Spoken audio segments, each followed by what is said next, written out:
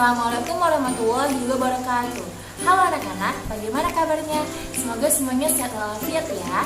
Sebelum memulai video pembelajaran kali ini, alangkah baiknya kita berdoa terlebih dahulu. Nah, sahabat cerdas, apa kamu pernah mendengar apa itu Pitagoras? Pitagoras merupakan seorang matematikawan dan filsuf Yunani yang dikenal sebagai bapak bilangan.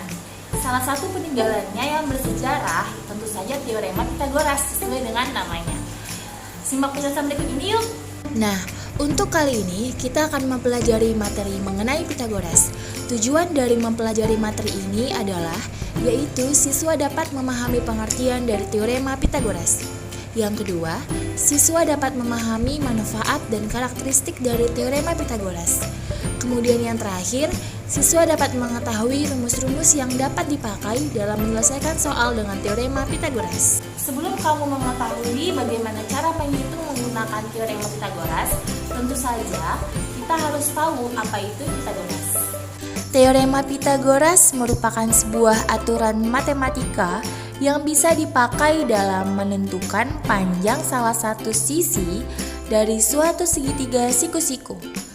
Teorema Pitagoras masuk ke dalam salah satu materi dalam mata pelajaran matematika dasar yang mempunyai perluasan serta manfaat yang sangat banyak. Yang perlu kalian ingat dari teorema ini yaitu teorema hanya berlaku untuk segitiga siku-siku. Maka dari itu tidak dapat digunakan untuk menentukan sisi dari sebuah segitiga lain yang tidak berbentuk siku-siku. Apa saja manfaat dalil teorema Pitagoras? Selain dimanfaatkan dalam menentukan panjang salah satu sisi segitiga yang tidak diketahui, dalil atau bunyi dari Pitagoras ini juga bisa digunakan dalam beberapa perhitungan. Di antaranya yaitu menentukan panjang diagonal persegi dan juga menentukan diagonal ruang kubus dan balok. Selain itu, teorema Pitagoras juga memiliki dua sifat. Di antaranya, yang pertama, hanya untuk segitiga siku-siku, lalu yang kedua, minimal dua sisinya dapat diketahui terlebih dahulu. Dan jangan lupa, sebelumnya kita harus menentukan segitiga yang kita temukan ini merupakan segitiga siku-siku atau bukan. Untuk mengetahuinya, kita harus paham dulu apa saja karakteristik dalam suatu segitiga. Yang pertama, apabila kuadrat sisi miring sama dengan jumlah kuadrat sisi yang lain, maka segitiga tersebut merupakan segitiga siku-siku. Lalu yang kedua, apabila kuadrat sisi miring lebih kecil dari jumlah kuadrat sisi yang lain, maka segitiga tersebut merupakan segitiga lancip. Lalu yang terakhir, apabila kuadrat sisi miring lebih besar dari jumlah kuadrat sisi yang lain, maka segitiga tersebut merupakan segitiga tumpul. Untuk mengidentifikasi sebuah segitiga siku-siku, berikut merupakan ciri-cirinya. Apabila kalian memperhatikan gambar di samping, maka dapat kalian jumpai 3 buah sisi yang telah kami beri nama pada setiap sisinya. Sisi miring yang disingkat sebagai SM.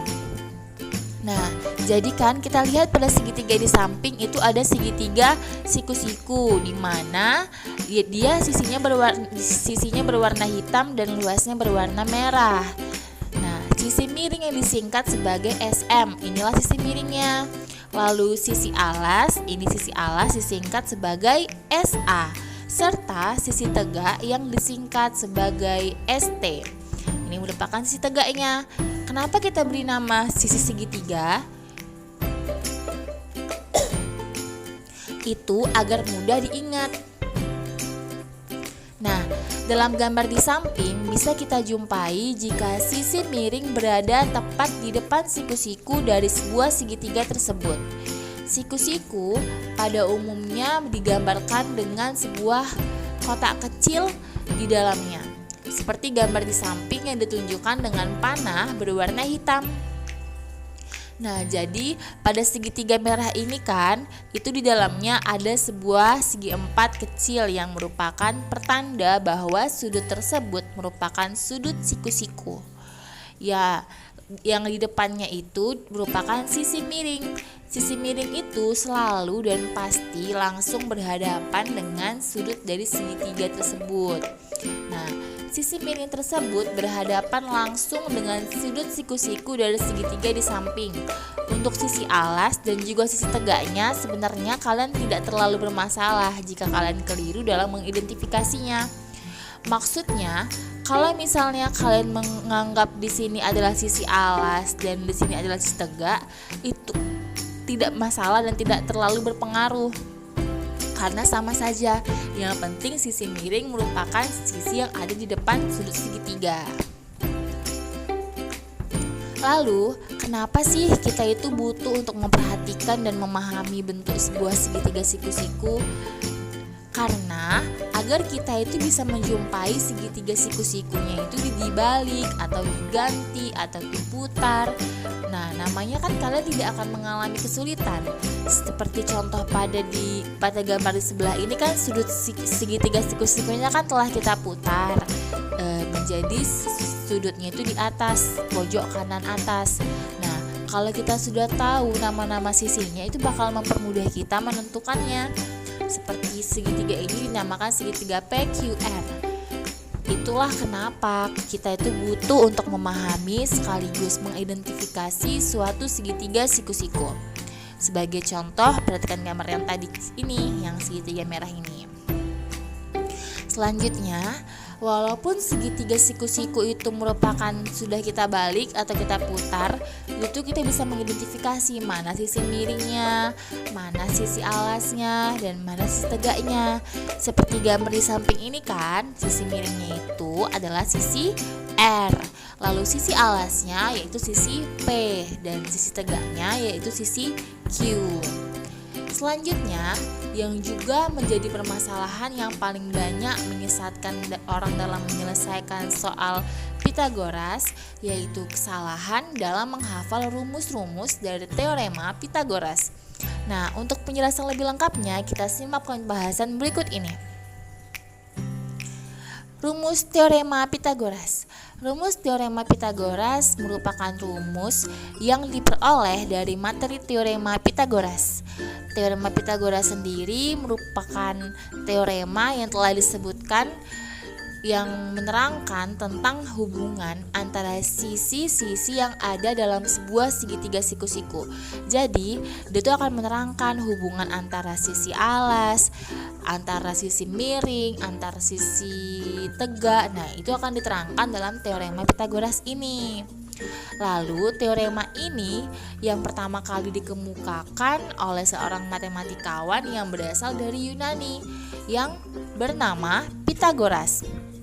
Itulah kenapa materi ini dinamakan materi Pitagoras, karena yang menemukannya juga bernama Pitagoras. Next, adapun bunyi atau dalil dari teorema Pitagoras yaitu sebagai berikut. Pada suatu segitiga siku-siku, kuadrat dari sisi terpanjang yaitu sisi sama dengan hasil jumlah kuadrat sisi-sisi penyikunya, di mana sisi terpanjangnya kan merupakan sisi AB, lalu sisi penyikunya adalah sisi AC dan CB. Nah, berarti AC kuadrat ditambah BC kuadrat sama dengan AB kuadrat. Nah, dari teorema tersebut kita bisa simpulkan suatu rumus yang bisa kita gambarkan seperti berikut ini. Sebagai contoh, diketahui sebuah segitiga dengan siku-siku di C. Siku-siku di C ya.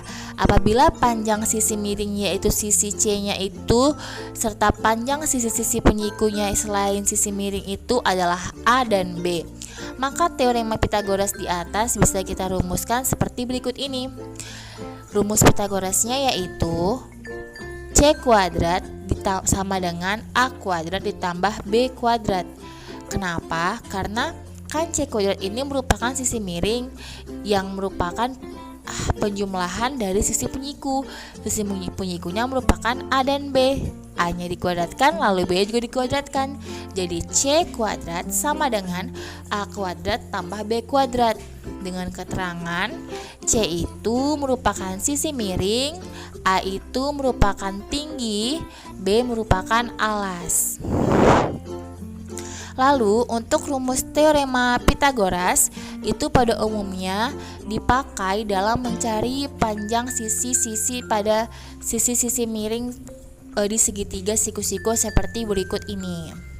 Nah, untuk kita mencari kuadrat sisi AC kan adalah sisi B kan. Sisi AC sama dengan sisi B. Itu sama dengan kuadrat sisi AB ditambah kuadrat sisi BC atau AC kuadrat sama dengan AB kuadrat ditambah BC kuadrat.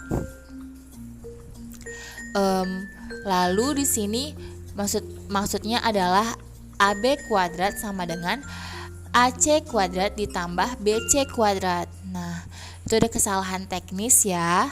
Lalu selanjutnya rumus untuk mencari panjang sisi alas. Nah, di mana sisi alasnya itu kan merupakan sisi B. Berarti rumusnya adalah B kuadrat sama dengan C kuadrat dikurang A kuadrat. Berarti rumusnya itu merupakan sisi yang terpanjang dikurang sisi yang lainnya untuk mencari rumus alasnya tersebut. Lalu untuk mencari rumus untuk mencari sisi samping atau tinggi dari segitiga yaitu A kuadrat sama dengan C kuadrat dikurang B kuadrat. Kenapa? Karena C kuadrat kan tadi merupakan sisi miring, B kuadrat merupakan sisi lainnya. Berarti A kuadrat sama dengan kuadrat dari sisi miring dikurangkan dengan kuadrat dari sisi yang lainnya. Lalu untuk rumus untuk mencari sisi miring segitiga siku-siku yaitu sisi miringnya kan C dan atau bisa juga disebut dengan AB. Berarti rumusnya adalah C kuadrat sama dengan A kuadrat ditambah B kuadrat. Kenapa? Dikarenakan C kuadrat itu merupakan sisi yang terpanjang. Berarti rumusnya adalah menjumlahkan kedua sisi penyikunya. Berarti sisi penyikunya kan B dan A. Berarti B kuadrat ditambah A kuadrat. Berarti dapat kita simpulkan untuk rumus untuk mencari panjang sisi alas yaitu B kuadrat. Tapi disclaimer sebelumnya ini hanya untuk segitiga yang nama-nama sudutnya seperti ini ya. Sudut siku-sikunya di C dan sudut yang lain adalah AB. Nah, kita simpulkan menjadi rumus untuk mencari panjang sisi alas yaitu B kuadrat sama dengan C kuadrat kurang A kuadrat. Lalu rumus untuk mencari sisi samping atau sisi tinggi dari segitiga yaitu A kuadrat sama dengan C kuadrat dikurang B kuadrat. Lalu yang terakhir rumus untuk mencari sisi miring segitiga siku-siku yaitu C kuadrat sama dengan A kuadrat ditambah B kuadrat.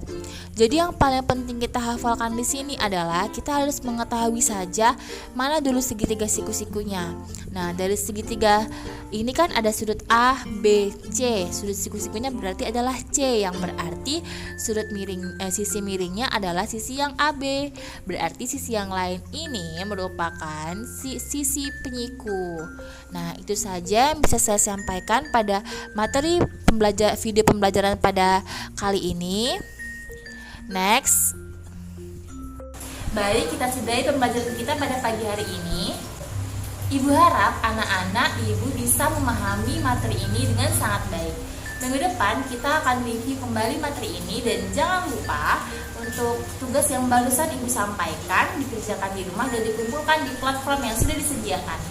Mohon maaf bila ibu ada salah-salah kata. Ibu akhiri dengan wassalamualaikum warahmatullahi wabarakatuh.